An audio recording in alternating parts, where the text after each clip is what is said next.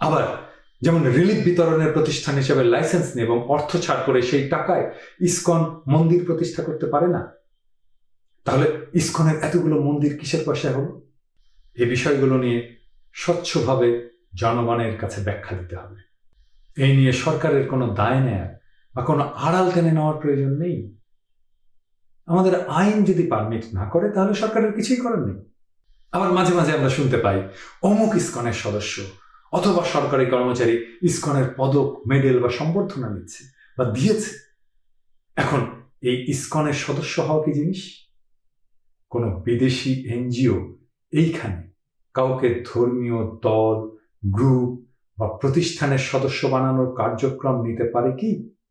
অবশ্যই না। এনজিও মূলত বস্তুগত জিনিসের দাতব্য প্রতিষ্ঠান হতে হবে, স্পিরিচুয়াল জিনিসের প্রতিষ্ঠান নয়।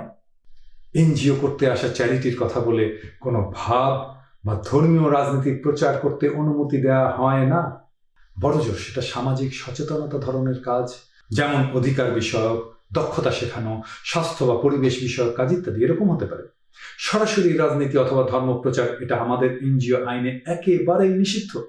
রেজিস্ট্রেশন পাওয়ার পরে কি কার্যক্রম নেবে, এর বিস্তারিত বর্ণনা, কোন খাতে কত অর্থ ব্যয় করবে ইত্যাদি সমস্ত ভবিষ্যৎ কার্যক্রমের বিস্তারিত সবকিছু কর্মসূচি আগেই এনজিও গুলোতে জমা দিতে হয়।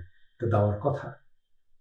আর আমাদের গোয়েন্দা বিভাগ আছে, তারা তো আমাদের পেছনে ঘুরে বেড়ায়, এই সমস্ত কাজ তারা দেখবে না।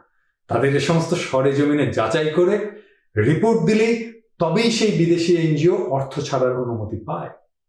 আর এটার ব্যতিক্রম করলে সরাসরি রেজিস্ট্রেশন বাতিল সহ জেল, জরিমানার কথা লেখা থাকলেও সেটা প্রয়োগ হতে পারে। শেখ হাসিনা ইন্ডিয়ার সাথে বিশেষ খাতির রাখবেন, সেটা আপনার ব্যাপার।